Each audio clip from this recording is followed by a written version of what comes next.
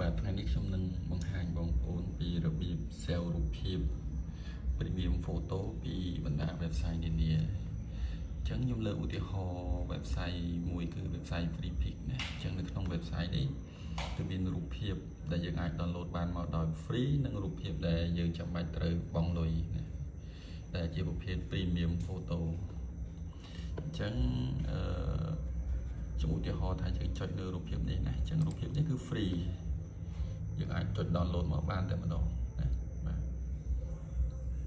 ហើយដោយឡែកទៅលើ premium photo គឺចាំបាច់ណាតម្រូវឲ្យយើងធ្វើការបង់លុយ premium photo គឺមានសញ្ញាមកកត់បែបនេះណាអញ្ចឹងឧទាហរណ៍ចុចលើរូបនេះអញ្ចឹងកន្លែង download នេះគេដាក់ថា Go Premium អញ្ចឹងបើសិនជាយើងចុចទៅគឺវាតម្រូវឲ្យយើងបង់លុយ9€ណាចុះឈ្មោះបង់លុយ9€ក្នុងមួយខែអញ្ចឹងយើង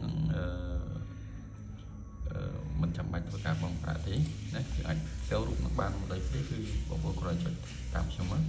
គឺយើងត្រូវមកស្ដាំនៅលើរូបភាពណាហើយយើងយកពាក្យថា inspect អញ្ចឹងវានឹងចេញផ្ទាំងកូដបែបនេះមកហើយក្នុងនេះគឺមាន link របស់រូបភាពណា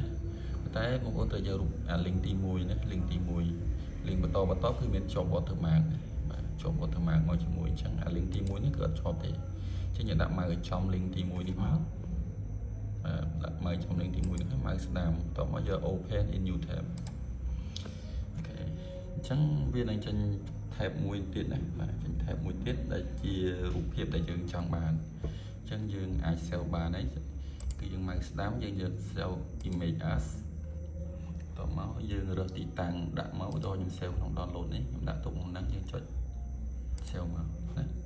តមកវានឹង load ទៅកន្លែង download ដែរអញ្ចឹងឧបមាថាខ្ញុំចង់ចុចមើលខ្ញុំបើកមក